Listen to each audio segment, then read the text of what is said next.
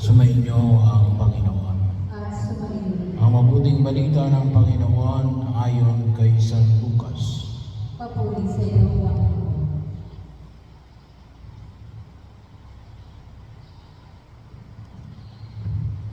Noong panahon yung pinalayas ni Jesus ang isang demonyong sanhi ng pagkakapipi ng isang lalaki at ito'y nakapagsalita na mula noon.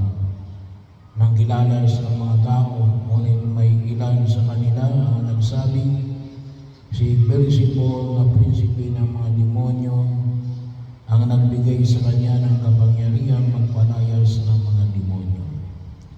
May iba namang nais siyang subukin, kaya nagsabi, magpakita ka ng kababalaghang magpakilala na ang Diyos ang sumasa iyo.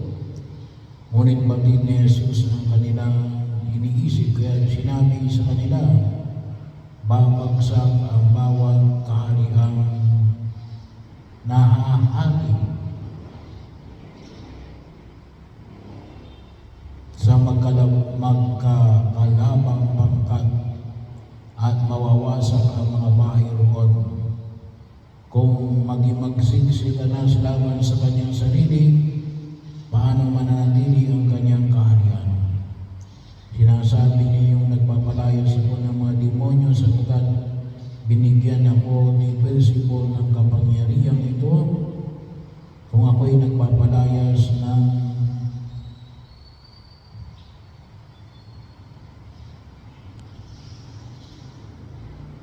mga demonyo sa pamagitan ni Beelzebul, sino naman ang nagbigay ng kapangyarihan sa inyong mga sumusunod na gumawa ng gayon?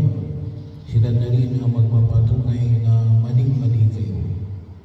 Ngayon, kung ako'y nagpapalayas ng mga demonyo sa pamagitan ng kapangyarihan ng Diyos, nangangahulugang dumating na sa inyo ang paghahari ng Diyos. Kapag ang isang taong malakas at nasa sandatahan ay nagbabantay ng kanyang bahay malayo sa panganib ng kanyang ari-arian, ngunit kung salakay siya at talunin ng isang taong higit na malakas, sasamsamin nito ang mga sandatang kanyang inaasahan at ipamimigay ang ari-ariang inagaw. Ang hindi panig sa akin ay laban sa akin, at nagkakalat ang hindi tumutulong sa akin mag-ibon. Ang mabuting balita ng Panginoon. Pinupuri